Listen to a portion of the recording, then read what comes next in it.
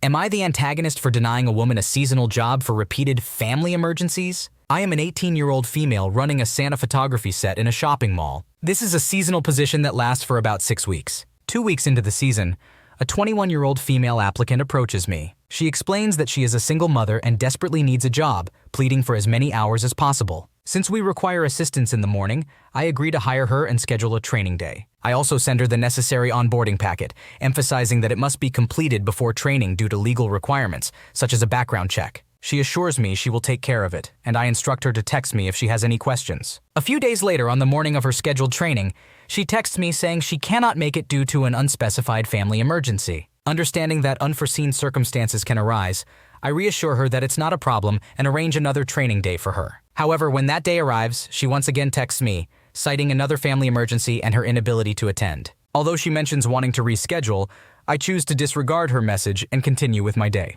Later in the evening, she sends me a perplexed in reference to her previous text. I respond to her, explaining that this job might not be suitable for her. I clarify that due to the seasonal nature of the position, by the time she completes training and fits into our schedule, she will have only 3 weeks of work left. Additionally, I inform her that in the week between each emergency, I had already hired other individuals to cover the shifts I had originally intended for her. I suggest she applies for the position next season and apologize for the unsuccessful collaboration. In response, she expresses her indignation, stating, "That doesn't mean there's going to be emergencies all the time." "That was kind of rude for you to say." "Never mind, I'm okay." She then informs me that her grandmother passed away that night, thanking me sarcastically. She proceeds to call me an asshole and threatens to complain about me to my company's customer support line. I provide her with the contact number and encourage her to proceed with her complaint. Once again, I reiterate that given the limited duration of the seasonal job and the recurring family emergencies, it would be unproductive for both of us. I suggest that if family emergencies are frequently problematic for her, she should seek permanent employment. Finally, I block her number.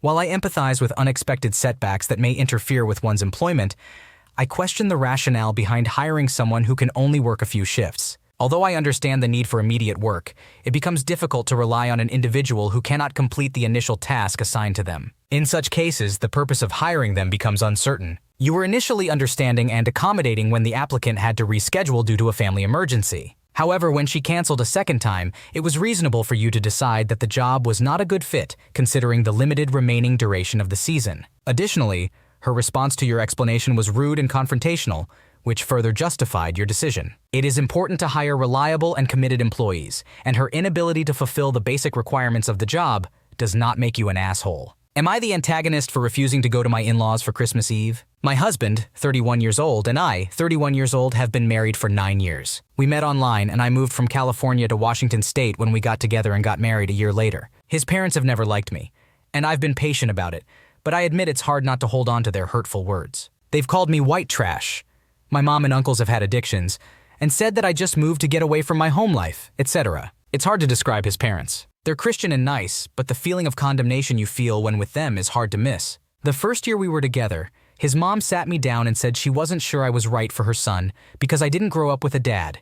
He got hit by a car days after I was born. Aside from that conversation, they have never come to me and voiced their feelings. They tell everyone else or my husband. I have a million stories I could share, honestly, LOL, but you get the idea.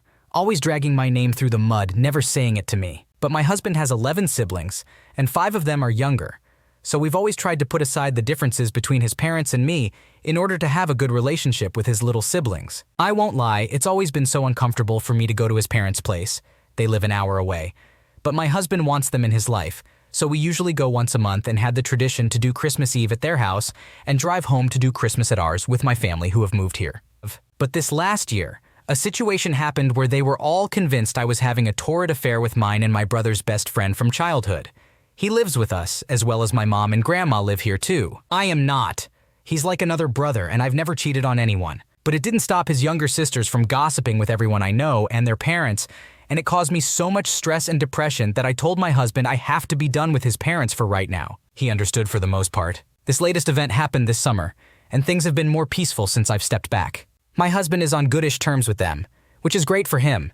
I wouldn't try to stop their relationship, but my husband mentioned last night that we should go a few days early to spend time with his parents, since we haven't seen them since summer. It took me off guard and I thought it was a joke. I told him I am not going, and while I would miss him, he's welcome to go spend Christmas Eve with them. He called me selfish and said that if I'm a good Christian, I need to not hold grudges. I said it's beyond that. They have never come to me to talk about anything to remedy it, and I won't pretend everything's okay. He said if I was serious about not going, then it would be a big problem for him since he lets my family live with us. So I'm at a loss if I'm being an asshole for refusing to go? It's understandable that you have reached your breaking point with your in-laws' hurtful behavior and lack of communication. You have tried your best to maintain a relationship with them for the sake of your husband and his younger siblings, but their constant negativity and gossip have taken a toll on your mental health. Your decision to take a step back and prioritize your well-being is valid. It's not fair for your husband to guilt-trip you or label you as selfish for refusing to spend time with his parents, especially when they have never made an effort to address the issues directly with you.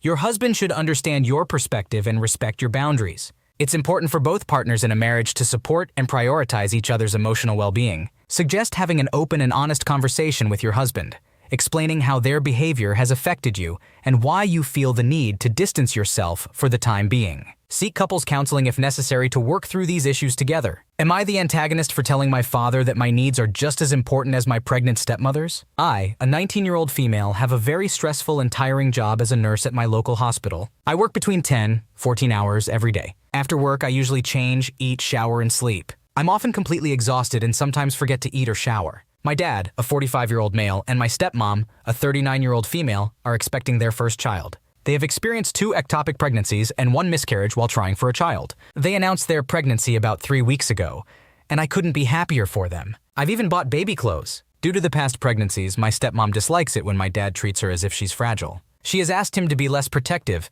but he understandably wants to keep the baby safe. Every Christmas, our family has a tradition where we each buy 1 ornament and put it on the tree. Everyone loves this tradition as it marks the start of the holidays. However, with my busy schedule, it's extremely rare for me to be able to leave the house and go get an ornament with my family. Today was the day we had planned to do it, and I was fine with that since it's the one day I finish work early. However, work today was draining, and I didn't even have time to have lunch. After driving home, I was desperate to sleep, but I knew we were going into the city. I stayed awake for an additional 4 hours, which is longer than I usually do. I was so tired that at one point I found myself sobbing from pure exhaustion.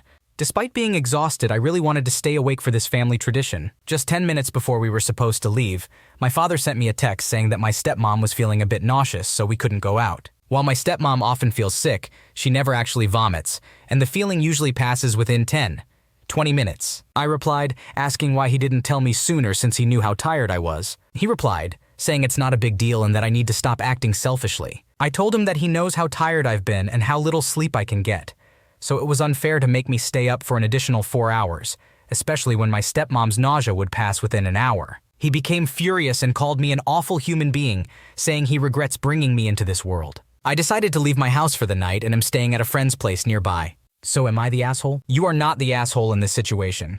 Your exhaustion and lack of self-care are understandable given your demanding job as a nurse. It is not selfish of you to express your exhaustion and disappointment about staying up for an additional 4 hours for a family tradition. Your father's reaction was disproportionate and hurtful. Furthermore, it is important to note that your stepmother's occasional nausea, which passes within an hour, does not seem to justify canceling the outing altogether. It would have been considerate for your father to inform you earlier and discuss alternative plans instead of abruptly canceling. It is reasonable for you to have left the house for the night and seek support from a friend. Taking time for yourself and prioritizing your well-being is important, especially given the high-stress nature of your job. Would I be the antagonist for not inviting my father to my wedding after he requested his money back? My fiancé, 30 years old, and I, 32 years old, had initially planned a large wedding for next year. However, we recently decided that we no longer wanted to spend such a large amount of money. Instead, we opted for a small ceremony with just our immediate family. Prior to this decision, my father had given us money to contribute towards the wedding and the venue deposit. However, he now wants the full amount back. I respect my father's belief in not spending too much on a wedding,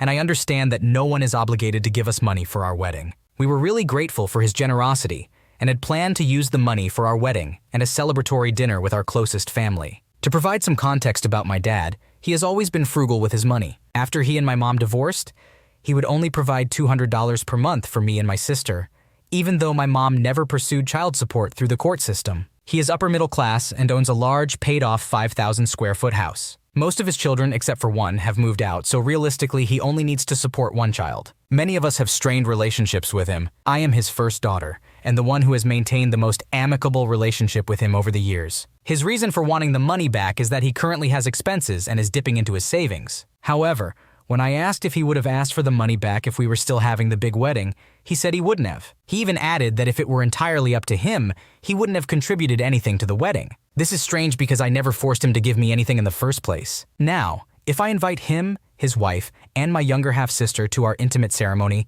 I can imagine him wanting to walk me down the aisle, enjoying the dinner he didn't help pay for, and giving a toast about how much he loves his daughter and new son-in-law, all while acting like he didn't completely inconvenience us. However, if I don't invite him, I fear things would become uncomfortably awkward with that side of the family. In summary, my dad gave us money for a large wedding, but we changed our plans to have a smaller and more intimate celebration. Now he wants his money back. Would I be wrong for not inviting him to the wedding?